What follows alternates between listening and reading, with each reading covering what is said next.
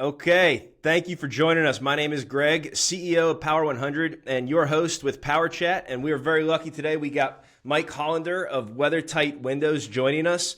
Mike has been in business for 23 years. He's one of the top 100 remodelers in the U.S. And I kind of consider him a marketing genius because we'll get into that a little bit later.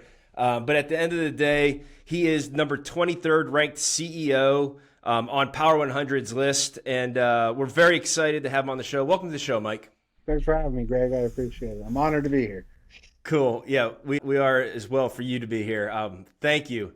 Let's start off. I just have a quick question. Everybody knows about windows and doors and all that good stuff, but I like to get to know kind of the person behind the leader. So let's just start it off. If we can tell the audience maybe something that you are obsessed with outside of work. What are you doing when you're not dominating the window and door space? That's a great question, Greg. Building the business for the past 20 years didn't allow much time to do anything else. Part of that was having a life. If you're going to start a business, you got to focus. You got to dedicate to it, especially one like ours. So I always figured once I moved to Florida, I would get a boat. I would learn how to fish. I would do something like that. I did none of that. Just mastered my craft, tried to grow the company, and I was blessed later in life to finally have a child, the first one that I know of, at least. Just kidding, bad joke. But she's my life outside of work now. She's 2.5 years old, and her name's Eliana, and not only am I blessed to have a successful business, but to have a daughter later on in life, and so she takes up most of my time now.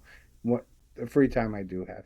Yeah, I can definitely appreciate that. I got 2 little girls myself, and they keep you busy and kind of dominate all your time, especially if you care about it, right? You can always make time, but you got to choose between doing something maybe fun with the guys or whatever, or going out or spending some quality time.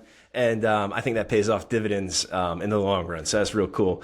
So I've not learned how to fish and don't know how to golf. And so now, anybody that tells you that they know how to golf is probably lying a little bit. But if you do have it figured out, guys, give me a call because I need your help.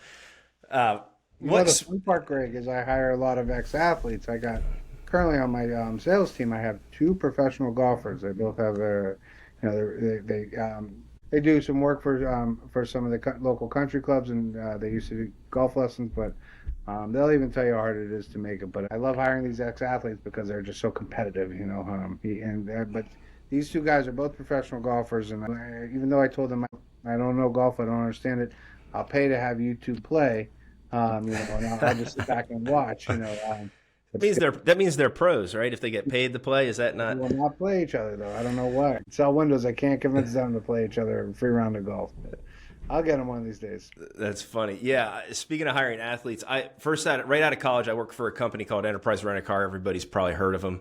And that was their model from day one. Hire ex-athletes, and because of their work ethic, because of basically how much they got beat up right along the way, especially all the way from childhood, which actually leads me kind of into my next question is I have so many lessons I learned as a kid, adolescent, whatever you want to call it, that I still carry to this day. Most of them were things I did wrong or things that somebody corrected. But what's the earliest lesson that you've learned, Mike, that kind of you still carry today and still helps you today? Honestly, 2. One is, and I say this to everybody, loose lips will sink ships. But the most important, and to be frank, the most valuable lesson I've learned, I still carry today that helps me with business is that, frankly, you put up with people's deficiencies, if they help make you money.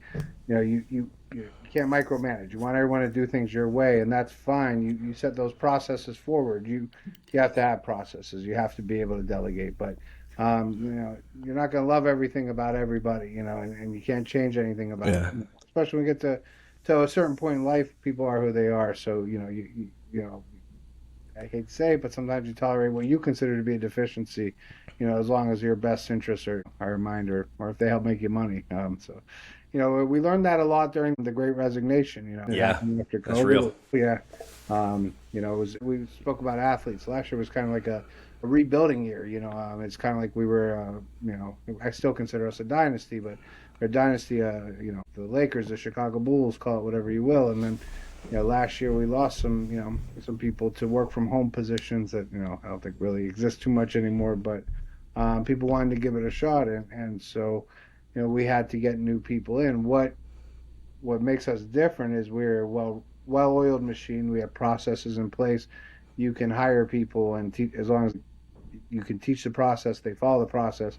You kind of don't skip a beat. But last year was a rebuilding year, and so some of the people that we're blessed enough to have stay, you say to yourself, boy, it might get on my nerves once in a while, but I'm glad they're here, and now it makes it that's big, having that loyalty, right, and that kind of camaraderie, if you will, the culture at the end of the day.